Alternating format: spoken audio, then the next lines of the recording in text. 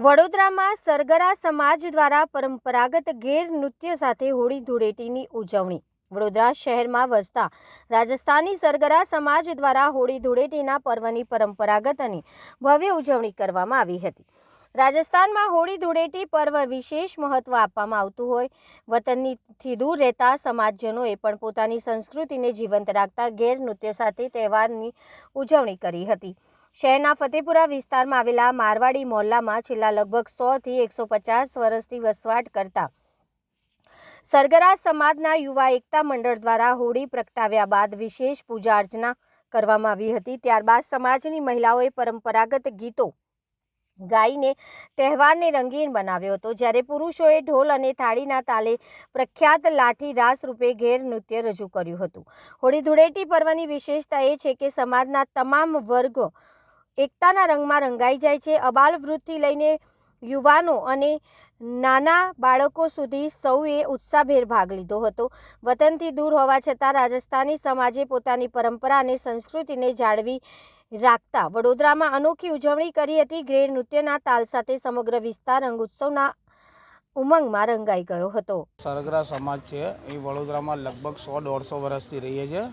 પહેલાં અમે ફતેપુરા રામરાજ હોટલ પાસે રહેતા હતા અને ત્યાં લગભગ 150 વર્ષથી આ ગરબાનું ગેર જેવું આયોજન કરીએ છીએ ને જે લાકડીઓથી અમે ગરબા જેવું જે લાકડીઓમાં રાસ રમે છે એ રીતે અમે ગરબા આ જે ગરબામાં રમે છે એ રીતે અમે રમીએ છીએ। અને 100-150 વર્ષથી પહેલાં તો રાજા પણ અહીંયા ગેર જોવા આવતા હતા ફતેપુરામાં, એ પોતે પણ અહીંયા ઘેર જોવા આવતા હતા અને લગભગ 100-150 વર્ષથી અમે વસીએ છીએ અને અમે હર વર્ષે આ પૂનમના દિવસે હોળીને દહન કર્યા પછી આ આયોજન કરતા હોઈએ છીએ।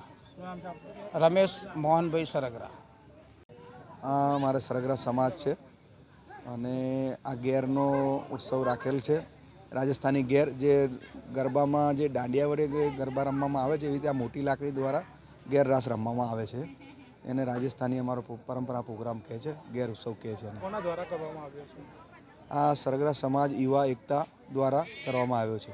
કેટલા વખતથી આયોજન કરવામાં આવે છે? કેટલા વખતથી અહીંયા વસવાટ કરો છો? અમે છેલ્લા 120 વર્ષથી અહીંયા વસવાટ કરીએ છીએ અને અમારા જે વડીલો હતા એ બી આ તહેવારો કરતા હતા। અમે યુવા બી ભેગા થઈને આ તહેવારો કરીએ છીએ, છેલ્લા ખાસા વર્ષથી કરીએ છીએ। આ તહેવાર ખાસ કરીને કયા દિવસે મનાવવામાં આવે છે? આ હોળીના પૂનમના દિવસે જ, હોળી જ્યારે પ્રગટાવે છે તે દિવસે જ અમે આ ઉત્સવ કરીએ છીએ। રાજસ્થાનમાં ખૂબ ધામધૂમથી ઉજવાય છે? રાજસ્થાનમાં અમારે બહુ આ તહેવાર બહુ ધૂમધામથી ઉજવવામાં આવે છે।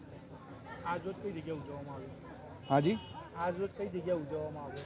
આ આપણે ફતેપુરા કારેલી બાગ મારવાડી મોહલ્લા ખાતે કરવામાં આવ્યો છે। શું નામ છે આપનું? મારું નામ સરગરા જગદીશ અમૃતલાલ સરગરા।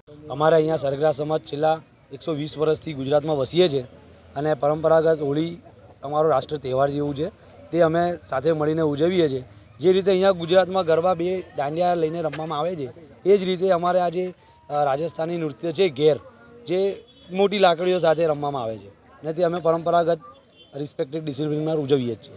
કયા ગ્રુપ દ્વારા મંડળ દ્વારા ઉજવવામાં આવે? અહીંયા સરગરા સમાજમાં યુવા એકતા ગ્રુપ દ્વારા મંડળ દ્વારા આયોજન કરેલું છે। કેટલા વર્ષથી આયોજન કરવામાં? છેલ્લા 100-150 વર્ષથી અમે અહીંયા વસેલા જ છીએ અને છેલ્લા ઘણા વર્ષોથી પરંપરાગત અમે આયોજન કરીએ જ છીએ। આ આયોજન ખાસ કરીને કયા દિવસે કરવામાં આવતું હોય છે? આ આયોજન પૂનમના દિવસે હોળી પ્રગટાયા પછી અમે કરીએ છીએ।